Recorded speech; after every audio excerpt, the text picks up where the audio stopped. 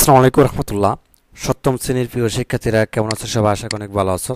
তোমাদের বাংলা বইয়ের 82 নম্বর পৃষ্ঠা থেকে আমরা 86 নম্বর পৃষ্ঠায় যে ছকগুলো দেওয়া আছে সবগুলো ছক আমরা পূরণ করব আজকে। তো এখানে দেখতে পাচ্ছ তোমরা পিরামিড যে অনুচ্ছেদটা বলেছো সেখান থেকে এখানে বেশ কিছু প্রশ্ন দেওয়া আছে, 4টি প্রশ্ন দেওয়া আছে, দুঃখিত 5টি প্রশ্ন দেওয়া আছে পর্যন্ত। তো হচ্ছে 82 নম্বর পৃষ্ঠায় এগুলো আমরা পূরণ করব এবং 83 নম্বর পৃষ্ঠায় এখানেও একটা দেওয়া আছে বলিও লিখি, এখানে আমরা ছকটা পূরণ করব। এবং তারপর আরও ছক দেওয়া আছে, যেমন এখানটায় একটা ছক দেওয়া আছে 84 নম্বর পৃষ্ঠায়, এবং তারপর রয়েছে আমাদের হচ্ছে 85 এবং 86 পৃষ্ঠায় মিলে হচ্ছে একটা ছক দেওয়া আছে। এই ছকটা আমরা হচ্ছে পূরণ করবো, ঠিক আছে?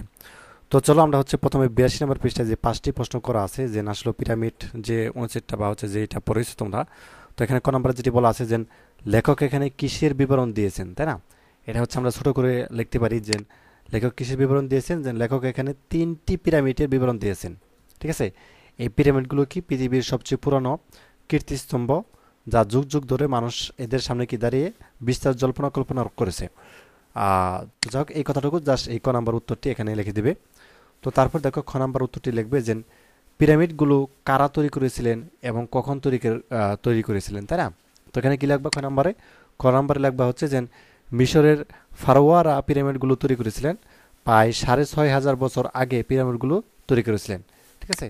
তো এই কথাটুকু হচ্ছে খ নাম্বার এখানে লিখে দিবা। তো তারপর হচ্ছে পিরামিডগুলো কেন তৈরি করা হয়েছিল, তো এই কথাটি তুমি কি লিখবা যে আহ, অনন্ত জীবনের প্রত্যাশায় ফারোয়া পিরামিডগুলো তৈরি করেছিলেন। তো ফারোয়াদের বিশ্বাস ছিল মানুষের লাশ পচে গেলে তারা অনন্ত জীবনের অধিকারী হতে পারে না, ঠিক আছে? তাই মৃতদেহকে মমি বানিয়ে পিরামিড ভিতরে রেখে দিলে অনন্ত জীবনের পথে আর বাধা থাকে না, কেননা শক্ত পিরামিড ভিতরে ঢুকে কেউ মমিকে ছুঁতেও পারবে না, তাই পিরামিড তৈরি করেন, ঠিক আছে? তো যাই হোক, তুমি তোমার নিজের ভাষায় লিখতে পারো। তো এত বড় না লিখে তুমি হচ্ছে জাস্ট লিখতে পারো যে এখান থেকে এই পর্যন্ত দিয়ে, এই না পর্যন্ত দিয়ে তারপর হচ্ছে তাই তারা পিরামিড তৈরি করেন এই পর্যন্ত দিলেও হবে, ঠিক আছে? কোনো সমস্যা নেই। তো তারপর দেখো যে প্রশ্নটা করা আছে গ নম্বরে যে পিরামিডগুলো কিভাবে তৈরি করা হয়েছিল, তাই না? তো পিরামিডগুলো পাথরের তৈরি, পাথর কেটে পাথরের টুকরো উপর পাথরের টুকরো বসিয়ে পিরামিডগুলো তৈরি করা হয়েছিল, ঠিক আছে? তো তারপর দেখো নাম্বার যে প্রশ্নে আমাদেরকে করা হয়েছে যে পিরামিড একটি পুরাকীর্তি, বাংলাদেশের যে কোনো পুরাকীর্তির সাথে এর মিল অমিল খুঁজে বের করো, ঠিক আছে? তো নাম্বার প্রশ্নটা আমাদেরকে একটু বড় করা হয়েছে, তো আমরা যদি উত্তরটি দেখি এই পাশে আমরা উত্তরটি এখন দেখব যে এই উত্তরটি, তাই না?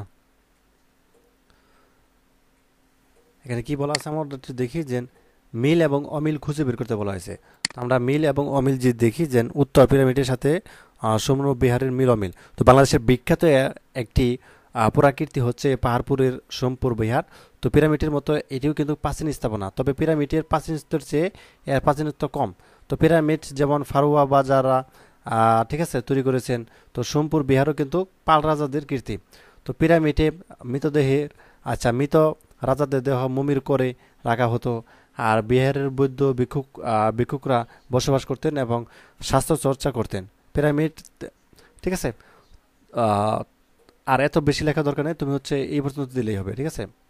এই যে কীর্তি পর্যন্ত দিলেই হবে, ঠিক আছে? তুমি যেহেতু বই লিখবা বেশি জায়গা নেই, কীর্তি পর্যন্ত দিলেই হবে, যে এই পর্যন্ত দিলেই হবে, ঠিক আছে? তো তারপর দেখো আমরা হচ্ছে 83 নম্বর পৃষ্ঠায় আসলাম। তো এখানে যেটি বলা আছে বলি ও লিখি। তো এখানে দেখো যেটি বলা আছে যে পিরামিড রচনায় লেখক যা বলেছেন সেটা লিখতে হবে, তা তোমার নিজের ভাষায় বলো এবং নিজের ভাষায় লেখো, ঠিক আছে?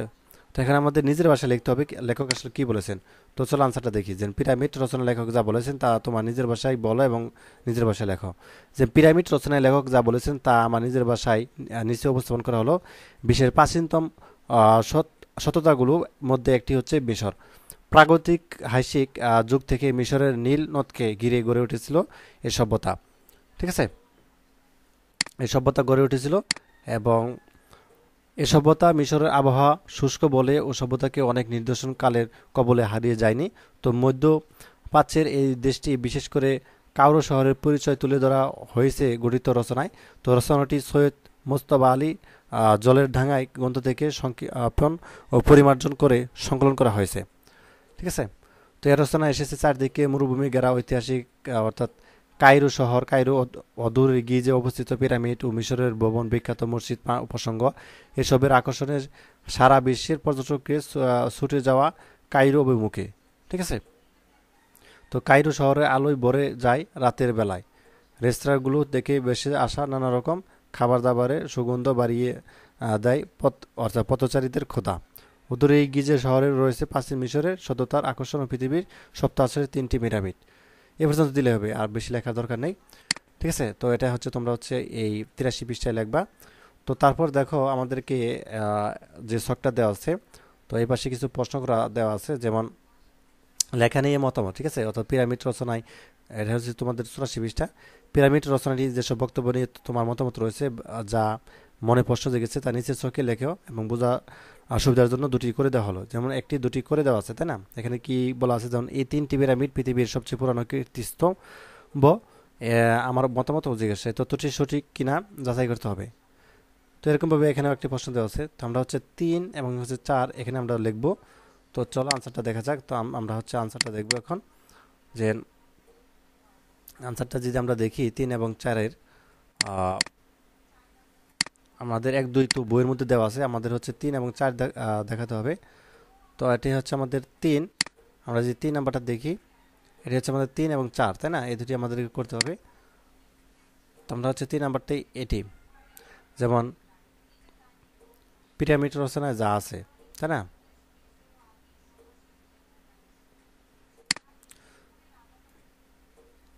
তো এখানে আমরা 3 নাম্বারটা এইভাবে দিতে পারি যে এ বস্তু তৈরি করতে কেন 23 লক্ষ টুকরা পাথরের প্রয়োজন হয়েছিল।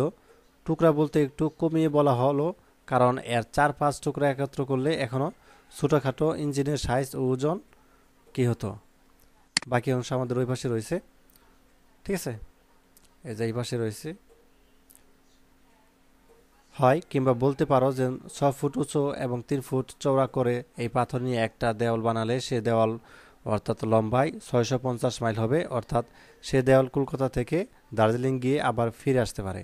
আর এই পাশে লিখবা আমার মতামত জিজ্ঞাসা, এত বড় টুকরো এখন বিদ্যমান কিনা। ঠিক আছে, তো যাই হোক, এটা হচ্ছে তোমরা হচ্ছে এভাবে লিখে ফেলবা।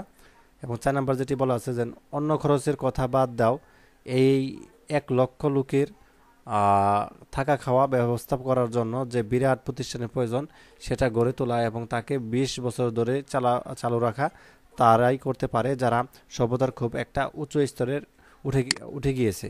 তো এখানে কি লিখতে পারো, আমি জেনেছি যে মিশরের আবহাওয়া শুষ্ক, সেই কারণে সভ্যতার অনেক নিদর্শন কালে গর্ভে হারিয়ে যায়নি, তাই আমি মনে করি মিশরীয় সভ্যতা এখন উচ্চ স্তরে বিদ্যমান।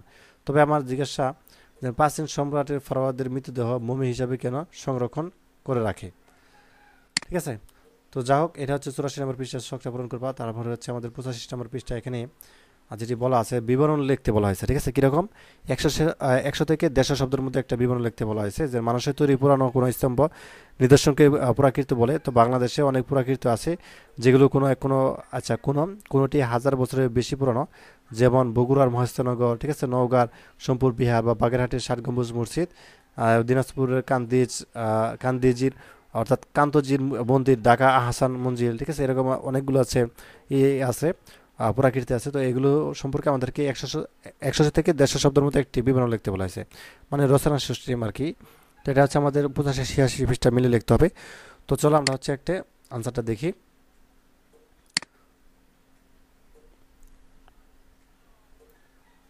তো আমরা হচ্ছে এখন আনসারটা দেখব যে বিবরণ লেখার যে এটা,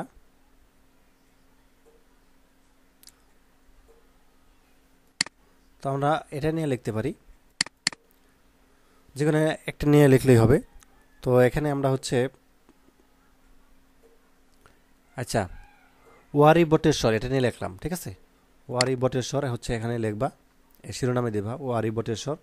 তো ওয়ারি বটেশ্বর লেখার পর লিখবা যে আমার এলাকার একটি পুরানো স্থাপত্য হলো কি ওয়ারি বটেশ্বর। তো নিচে একটি সম্পর্কে একটি বিবরণ লেখা হলো। আমাদের দেশের মাঠঘাট, নদী নালা আর জনবসতি সবই প্রাকৃতিক কারণে বদলে যায়। এখনও দেখা যায় নদীর পাড়ের জমি এবং ঘরবাড়ি, গ্রাম আর রাস্তাঘাট ভাঙছে, আবার বিশাল নদীর অন্য দিকে বিস্তীর্ণ চর পড়ছে। শত শত বছর আগের থেকেই এভাবেই চলে আসতে থাকে। আর ভাঙা গড়া মাটির চাপা পড়ে যায় এবং একটি নগর জনপদ। তো মাটিপুরে এমন এক সুপ্রাচীন নগর জনপদের দেখা পাওয়া গেছে বাংলাদেশে। সেই স্থানের নাম হচ্ছে নরসিংদী জেলার ওয়ারি বটেশ্বর। ওয়ারি বটেশ্বর ঢাকা থেকে 70 কিলোমিটার উত্তর পূর্বে নরসিংদীর বেলাব এবং শিবপুর উপজেলা অবস্থিত। তো এটি একটি প্রত্নতাত্ত্বিক স্থান এবং আসলে ওয়ারি বটেশ্বর পাশাপাশি দুটি গ্রাম, এই গ্রামের দুটি পাই, আচ্ছা এই দুই গ্রামে পাই বিভিন্ন প্রত্নতাত্ত্বিক উপাদান পাওয়া যায়। যেহেতু ওয়ারি গ্রামের শ্রমিকরা মাটি খনন করার সময় একটা পাত্রে জমানো কিছু মুদ্রা পায়, তো স্থানীয় স্কুল শিক্ষক মোহাম্মদ হানিফ পাঠান সেখানে থেকে 20 থেকে 30টি মুদ্রা সংগ্রহ করেন। এগুলো ছিল বঙ্গদেশের এবং ভারতের প্রাচীনতম রৌপ্য মুদ্রা। সেটি ছিল ওয়ারি বটেশ্বর প্রত্নতাত্ত্বিক নিদর্শন সংগ্রহের প্রথম চেষ্টা। তো তিনি তার ছেলের হাইবুল্লাহ পাঠানকে এ সম্পর্কে সচেতন করে তোলেন, এবং জানা যায় 1955 সালে বটেশ্বর গ্রামের শ্রমিকরা দুটি লৌহপিণ্ড ফেলে যান। ঠিক আছে, এ পর্যন্ত দিলে হবে, এত বেশি লেখা দরকার নেই। তো এই ছিল তোমাদের হচ্ছে 82 থেকে 86 নম্বর পৃষ্ঠার উত্তর। ধন্যবাদ সবাইকে, আল্লাহ হাফেজ।